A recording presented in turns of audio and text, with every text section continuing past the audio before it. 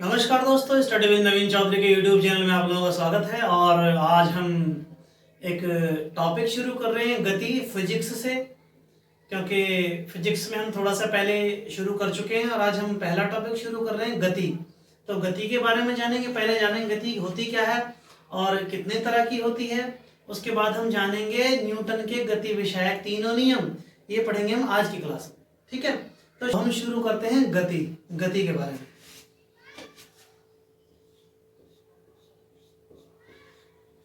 दरअसल गति तीन प्रकार की होती है।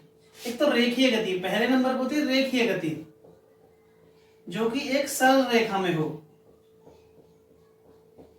ठीक है, इसे बोलते हैं ट्रांसलेटरी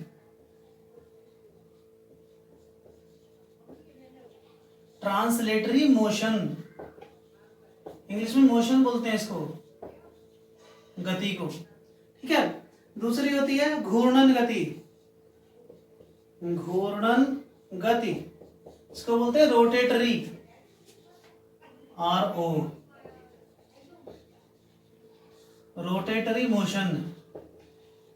ठीक है, और तीसरी जो गति होती है उसे बोलते हैं कंपीय गति। इसका मतलब होता है वाइब्रेटरी मोशन।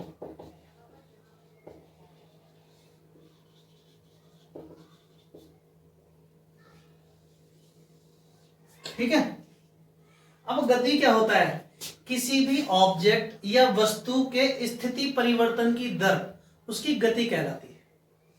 ठीक है, किसी भी वस्तु का वस्तु जो है उसकी जो स्थिति परिवर्तन की दर है वो उसकी गति कहलाती है। ये है गति की परिभाषा। ऑब्जेक्ट मतलब वस्तु परिवर्तन की दर गति कहलाती है। मतलब फिनोमेना ऑफ मोशन ये है the changement of the place of an object. इसे आप कह सकते हैं changement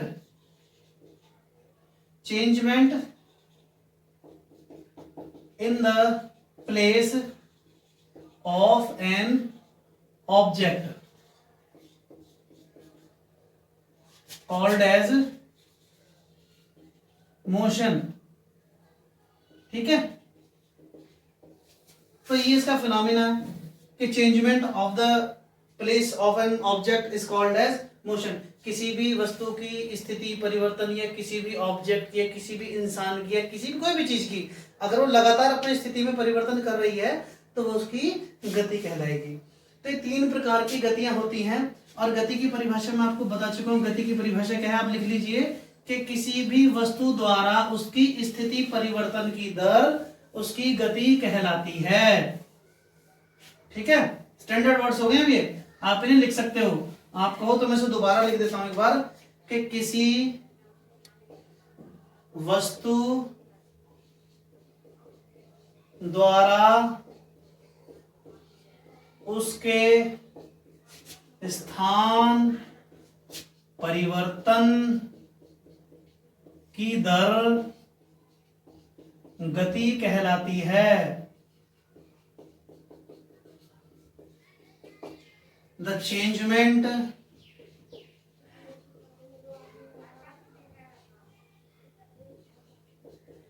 in the place of an object is called as motion। ठीक है, ये हमारी गति की परिभाषा है। प्लीज आप इसे लिख लीजिए। इसमें मैंने आपको तीन तरह की गति बताई है। रेखीय गति का मतलब होता है एक सीधी दिशा में गति करना, चाहे वो किसी भी तरफ हो। ठीक है, दूसरी होती है घूर्णन गति का उदाहरण है हमारी पृथ्वी द्वारा होने वाली गति। जो हमारी पृथ्वी गति करती है वो घूर्णन गति है, इसे बोलते हैं रोटेटरी मोशन। एक होती है कंपीय गति, मतलब वाइब्रेटरी मोशन, जो कि करते हैं कण, है ना। जो इलेक्ट्रॉन्स के कणों को अगर उसे ऊर्जा दी जाए, मतलब किसी परमाणु के कणों में अगर ऊर्जा दी जाए या अणु में, तो उसके जो कण होते हैं वो ऐसे ऐसे वाइब्रेशन करने लगते हैं। मतलब एक जगह में वाइब्रेशन ऐसे ऐसे ऐसे ऐसे। एक और एग्जांपल देता हूं, घड़ी का दोलन जो होता है, घड़ी का जो दोलन होता है, पेंडुलम यहां से जो ऐसे आता है, ये इसको ना वाइब्रेटरी मोशन ही बोलते हैं, क्योंकि इधर उधर गति करता है, इसलिए इसे भी वाइब्रेटरी मोशन ही बोलते हैं। तो घड़ी का पेंडुलम भी इसका एक विशेष उदाहरण है। अब शुरू करते हैं हम जो नियम है, गति के विशेष नियम जो सबसे ज्यादा पूछे जाते हैं, गति विषयक नियम। 3 गति विषयक नियम हैं जो कि न्यूटन द्वारा दिए गए।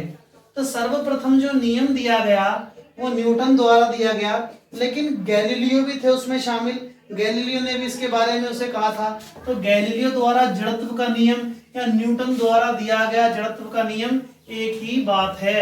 ये दोनों नियम एक ही बात है। गैलीलियो ने भी दिया है और न्यूटन ने भी दिया है। दरअसल इन्होंने अपनी एक पहली किताब लिखी जिस किताब का नाम था प्रिंसिपिया। किसने? न्यूटन ने। तो न्यूटन की जो किताब थी प्रिंसिपिया, उसमें इन्हें जो बातें लगी, जो इन्हें लगा कि ये बातें गति के बारे में बता देनी चाहिए, वो बातें इन्होंने उस किताब में लिखी और वो ही 3 बातें गति के 3 नियम कहलाए। समझ में आई बात? तो ये कहां पे मिलती है? न्यूटन के 3 नियम कहां पे मिलते हैं? किताब का नाम प्रिंसिपिया। प्रिंसिपिया, प्रिंसिपिया बुक है बाय न्यूटन, आइजक न्यूटन, पूरा नाम आइजक न्यूटन। ठीक है, तो ये प्रिंसिपिया नाम की बुक लिखी इन्होंने, प्रिंसिपिया। तो इस किताब में मिलता है इन तीनों को नियमों का वर्णन। और सबसे पहला जो नियम था जिसे बोलते हैं जड़त्व का नियम। क्या था नियम? फर्स्ट लॉ ऑफ मोशन, या आप कहो प्रथम गति विषयक नियम। क्या है वो? देखिए राइटिंग में मत जाइए, मैं लगातार आपको बोल रहा हूं, जो शब्द बोल रहा हूं उन्हें लिख लीजिए, वो जरूरी है कि अगर आप लिख लेंगे तो बेहतर रहेगा। बाकी मैं साथ के साथ बोल रहा हूं जो भी कुछ लिख रहा हूं, तो ये मत कहिएगा कि राइटिंग खराब है। आप कहेंगे तो मैं इसके बारे में थोड़ा ख्याल करूंगा, सुधारूंगा ऐसे, क्योंकि अगर मैं आपको लिखने में रह जाऊंगा तो बहुत वक्त लगेगा और क्लास पूरी नहीं हो पाएगी। मैं दोबारा नियम, समझे? तो इसमें क्या कहा है उसने ये कहा है कि अगर कोई वस्तु स्थित अवस्था में है या एक सरल रेखा में गति कर रही है, अगर कोई वस्तु स्थित अवस्था में है या किसी सरल रेखा में गति कर रही है, तो उसकी गति में या स्थित अवस्था में तब तक परिवर्तन नहीं आता है जब तक उस पर कोई बाह्य बल आरोपित ना हो। यह कहता है जड़त्व का पहला नियम। और क्या कहता है कि अगर कोई वस्तु स्थित अवस्था में है तो वह स्थित अवस्था में ही रहेगी, और गतिज अवस्था में है तो वह लगातार गति अवस्था में ही रहेगी जब तक कि उसे कोई दूसरा बल आकर के उसे उसके डायरेक्शन को या उसकी दिशा को बदल ना दे। यह है जड़त्व का नियम। मैं लिख देता हूं कि कोई वस्तु यदि सीधी रेखीय गति कर रही है या वह स्थित अवस्था में है,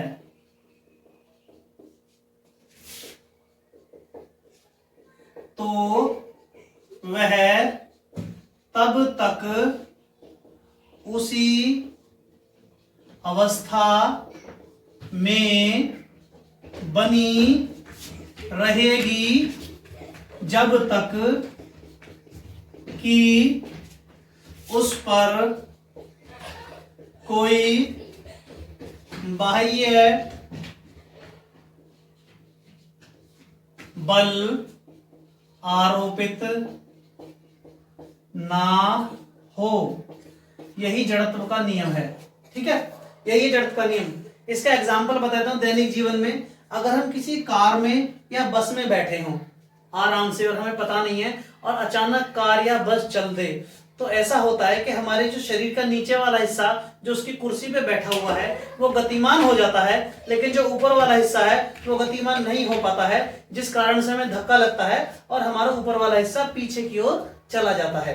यह है जड़त्व का नियम। कहने का मतलब नीचे वाला स्थिति जो है वो गतिमान अवस्था में हो गई, लेकिन ऊपर वाला पोर्शन गतिमान अवस्था में आने में समय लगा।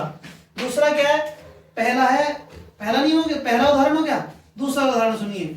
दूसरा उदाहरण ये कहता है कि मान लीजिए आपने देखा होगा जब हथौड़ा ढीला हो जाता है या हथौड़ा बाहर निकलने लगता है कील ठोकते हुए, तो जो कार्य करने वाला बढ़ई होता है वो क्या काम करता है, हथौड़े को ठोकने के लिए हथौड़े को धरती में मारता है या किसी मजबूत ठोस जगह पे मारता है। जिससे होता ये है कि जब हथौड़ा और हत्था दोनों एक साथ प्रेशर से जा रहे होते हैं और वो सतह से हत्था टकराता है, तो टकराने के बाद जो उसका हत्था है वो उस पर जो लगने वाला नीचे वाला अवरोध बल है वो उसे रोक देता है यही, लेकिन ऊपर जो हथौड़ा था वो अभी वजन होने के साथ साथ लगातार नीचे जा रहा होता है, जिससे कि हथौड़ा ठुक जाता है। ये भी जड़त्व के नियम का उदाहरण है। दूसरा उदाहरण, तीसरा उदाहरण देता हूं कि अगर आप किसी कांच की खिड़की पर एक पत्थर फेंक के मारें या एक गोली चलाएं, तो अगर आप गोली चलाएंगे तो गोली कांच में से एक छोटा सा छेद बना के पार हो जाती है, लेकिन अगर पत्थर की बात कहूं तो पत्थर पूरे कांच की खिड़की को तोड़ देता है। उसका क्या कारण है कि जब हम गोली मारते हैं तो उसकी रफ्तार इतनी तेज होती है कि जब वो कांच के उस छोटे हिस्से से टकराती है तो उस पूरे हिस्से में वाइब्रेशन पहुंचने से पहले ही वो उससे छेद करके बाहर निकल जाती है। लेकिन जब हम किसी खिड़की में पत्थर मारते हैं तो पत्थर मारने से वो उससे पार नहीं निकल पाता और उसके द्वारा जो लगने वाला बल है वो सारी खिड़की के शीशे पर लग जाता है, जिससे संपूर्ण खिड़की टूट जाती है। तो ये है तीसरा उदाहरण जड़त्व के नियम का। समझ में आया जड़त्व का नियम। अब बात करते हैं इसका दूसरा नियम, न्यूटन का दूसरा नियम। तो इसी तरह से जैसे इसने पहला नियम दिया है, इसी तरह से न्यूटन ने 3 नियम दिए हैं। 3 में पहला नियम ये है, दूसरा नियम है कि संवेग परिवर्तन की दर किसी वस्तु पर लगने वाले बल के अनुक्रमानुपाती होती है। क्या है, समझ में आया कुछ नहीं आया? कि किसी वस्तु के संवेग परिवर्तन की दर, संवेग परिवर्तन की दर वस्तु पर लगने वाले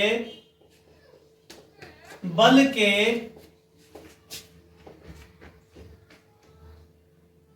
अनुक्रमानुपाती होती है। दूसरी बात क्या है कि ये जो है ये उसके द्रव्यमान पर निर्भर करता है। इस प्रकार हम कह सकते हैं कि किसी वस्तु पर लगने वाला जो बल है उस वस्तु के द्रव्यमान तथा उस वस्तु के द्रव्यमान और उस बल की दिशा में उत्पन्न होने वाले त्वरण के गुणनफल के बराबर होता है। ऐसी बात, इसके आगे मतलब यह है संवेग परिवर्तन कर वस्तु पर लगने वाले बल के अनुक्रमानुपाती होती है। उसी तरह इस प्रकार हम कह सकते हैं कि किसी वस्तु पर लगने वाला जो बल है उस वस्तु के द्रव्यमान तथा बल की दिशा में उत्पन्न होने वाले त्वरण के गुणनफल के बराबर होता है। मतलब यह फॉर्मूला निकल के आता है F बराबर m इंटू ए, जो कि बल का फॉर्मूला है। कहने का मतलब जो द्वितीय नियम है न्यूटन का, उससे हमें क्या मिलता है, हमें उससे बल का फॉर्मूला मिलता है। F मतलब फोर्स, और फोर्स बराबर m इंटू मास और A फॉर एक्सेलरेशन। ठीक है ना। तो बल बराबर द्रव्यमान गुणा एक्सेलरेशन। कहने का मतलब इस अभी यहां पे एक बात और निकल के आती है, क्या कि अगर हमारा F 0 हो, F यानी हमारा फोर्स 0 हो, ठीक है, और जो हमारा एक्सेलरेशन है यानी कि जो हमारा त्वरण है वो भी 0 है, क्योंकि जो हमारा m है मास वो तो कभी 0 हो नहीं सकता, द्रव्यमान तो 0 होगा ही नहीं किसी भी चीज का, है ना। अगर हमारा F भी 0 है और A भी 0 है तो इसका मतलब ये है कि वस्तु एक निश्चित गति में लगातार गति कर रही है। उसकी जो गति है, उसका जो त्वरण है वो एक निश्चित है, वो बार बार नहीं बदल रहा है। तो वस्तु एक नियत गति से, ठीक है ना, एक नियत गति से गतिमान है। ये होता है अगर हमारा F भी 0 हो और A भी 0। F मतलब फोर्स, उस पर कोई एक्स्ट्रा बल नहीं लग रहा है, 0 है, और A हमारा एक्सेलरेशन है, त्वरण, त्वरित गति, वो भी हमारे 0 है। तो इसका मतलब ये है कि वो जो वस्तु है वो लगातार एक निश्चित गति से गति कर रही है, फिक्स मोशन में चल रही है वो, ठीक है ना। दूसरी बात, एक बात बता दूं, एक एग्जांपल देता हूं कि मान लीजिए मेरे पास एक मार्कर है और एक मेरे पास एक ज्योमेट्री बॉक्स है, बच्चों का ज्योमेट्री बॉक्स है। ये वजन में ज्यादा है, ये वजन में हल्का है। अगर मैं दोनों चीजों को एक साथ फेंकूं, है ना, अगर मैं दोनों चीजों को एक साथ फेंकता हूं तो ये जो भारी चीज है ये पास में गिर जाएगी और ये जो हल्की चीज है ये दूर तक चली जाएगी। कहने का मतलब इनका जो द्रव्यमान है ये इस पर डिपेंड करता है कि अगर बल समान लगाया जाए दोनों चीजों पे तो इनके द्रव्यमान और इनका जो त्वरण एक्सेलरेशन जो है, एक्सेलरेशन का मतलब होता है जिसमें गति नियत नहीं होती, गति एक समान नहीं होती, वो होता है त्वरण, जो लगातार बढ़ता रहे या घटता रहे, एक समान गति ना करना त्वरण कहलाता है किसी भी वस्तु का, है ना। तो जब इसे फेंकूंगा मैं तो ये आगे चली जाएगी या पीछे गिर जाएगी, क्योंकि इसका वजन ज्यादा इसका वजन कम है ना। तो इसलिए सिद्ध होता है कि किसी वस्तु पर आरोपित बल उस वस्तु के द्रव्यमान और बल की दिशा में उत्पन्न त्वरण के गुणनफल के बराबर होता है। ये है हमारा न्यूटन का दूसरा नियम। समझ आया न्यूटन का दूसरा नियम? अभी दूसरी बात आपको मैंने बताई दी, अगर हमारा बल जीरो है और एक्सेलरेशन भी हमारा जीरो है तो इसका मतलब ये है कि कोई जो बाइक है या कोई चीज है, कोई वस्तु है, वो एक नियत गति से चल रही है। एक्सेलरेशन कहां पता लगता है? पूछते हैं ना 0 से 60, जब 0 से लगातार बढ़ते बढ़ते बढ़ते बढ़ते 60 किलोमीटर प्रति घंटा की स्पीड पे आ जाए तो इसका एक्सेलरेशन हो रहा था, द्रव्यमान था उस बाइक में या कार में, प्लस एक्सेलरेशन मतलब आपने एक्सेलरेटर दिया था उसे एक नियत गति तक लाने तक। उसके बाद अगर ये 60 किलोमीटर प्रति घंटा की रफ्तार से चल रही है तो यहाँ पे लगने वाला जो बल था, यहां तक जो बल था वो बढ़ रहा था। जब आपने कोई बाइक स्टार्ट की लेके उसे आप चले अपने घर से, तब वो 0 से शुरू होती है ना, और 60 किलोमीटर प्रति घंटा की रफ्तार तक आते आते अब आपको 60 की स्पीड पे ही नियत स्पीड पे चलानी है, तो 60 की स्पीड तक आते आते लगातार उस पर बल भी लगता है। किस दिशा में? उसी दिशा में जिस दिशा में आप उसे ले जा रहे हैं, सही है ना। तो उस पर बल भी लगता है जो कि उसकी मोटर यानी इंजन, हम लोग इंजन बोलते हैं, उसे मोटर बोला जाता है वैसे।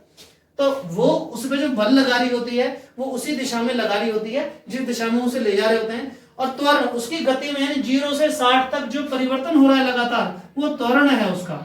लगातार उसकी गति की जो सीमा है वो बढ़ती जा रही है। 60 की स्पीड पे आने के बाद यहाँ जो बल, जितना यहाँ पे 60 की स्पीड बल लग रहा था, अभी इतना ही बल लगता रहेगा लगातार, क्योंकि आपने इसकी स्पीड को नियत कर दिया है। अब 60 किलोमीटर प्रति घंटा ये चलती रहेगी लगातार, तो इस पे जो बल था बल शून्य हो गया, क्योंकि इसके बाद बल नहीं बढ़ा, बल शून्य हो गया तो त्वरण भी शून्य हो गया। जब बल नहीं लगेगा तो त्वरण अपने आप शून्य हो जाएगा। लेकिन स्पीड क्या रही अभी भी? स्पीड अभी भी रही गति, सॉरी मोशन अभी भी रहा क्या? 60 किलोमीटर प्रति घंटा मोशन अभी भी चल रहा है। जो मोशन है, जो गति है, वो उसकी 60 किलोमीटर प्रति घंटा है। इससे ये पता लगता है कि अभी एक समान गति से चल रही है, क्योंकि इस पे लगने वाला बल और इस पे लगने वाला एक्सेलरेशन दोनों के दोनों शून्य हो गए। समझ आई बात? आगे शुरू करते हैं न्यूटन का तीसरा गति विषयक नियम। तो न्यूटन का तीसरा गति विषयक नियम कहलाता है क्रिया प्रतिक्रिया का नियम। अगर हम किन्हीं दो पिंडों को आपस में रखें और वो एक दूसरे पर फोर्स, अगर एक पिंड दूसरे पिंड पर एक बल आरोपित करे तो दूसरा पिंड उसके ऊपर उतना ही बल आरोपित करता है जितना कि पहला पिंड उस पर कर रहा है। मैं आपको एक बात बताता हूं ऐसे ही जनरली, कि अगर मैं कोई वस्तु है ये ऐसे मान लीजिए, और एक ये वस्तु है, अगर ये इस पर फोर्स लगा रही है दोनों, तो इससे लगने वाला बल जितना इस पे लग रहा है उतना ही बल ये वस्तु इस पे लगाती है इसे रोकने के लिए। जब इसका बल ज्यादा हो जाता है तो ये वस्तु इसे पीछे हटा देती है, अन्यथा ये इसको यहीं रोके रखती है। आपको एक बात बताता हूं, निष्क्रिय बल की, मतलब जिससे कोई काम ना हो रहा हो। मैं अगर किसी दीवार में धक्का लगाना शुरू करूं तो दीवार मुझ में उतना ही धक्का लगाएगी जितना मैं दीवार में लगा रहा हूं, क्योंकि अभी दीवार का बल ज्यादा है और दीवार मुझे नहीं हटा पा रही है। लेकिन अगर मैं किसी बुलडोजर को लेके आऊं और दीवार में धक्का लगाना शुरू करूं तो दीवार को हटा देगा, क्योंकि बुलडोजर का वजन, बुलडोजर की ताकत ज्यादा हो गई थी। लेकिन जब शुरुआत इनिशियल स्टेज पे जब किसी चीज को बराबर हम फोर्स करते हैं, धक्का लगाते हैं, तो वो दूसरी वस्तु भी उस वस्तु पर उतना ही बल लगाती है जितना पहली वस्तु उस पर लगा रही है। अगर मैं दीवार को खिसकाने के लिए उस पर बल लगाऊं तो दीवार प्रतिक्रिया करेगी मुझे रोकने की, जब तक कि मेरा बल उससे ज्यादा नहीं हो जाएगा। समझ आई? तो इसमें कहा गया है कि नियम है ये, क्रिया प्रतिक्रिया का नियम क्या कहता है कि यदि कोई वस्तु, लिख देता हूं मैं, third law of Newton, third law of Newton, ठीक है ना। तो इसमें होता यह है कि यदि कोई पिंड किसी दूसरे पिंड पर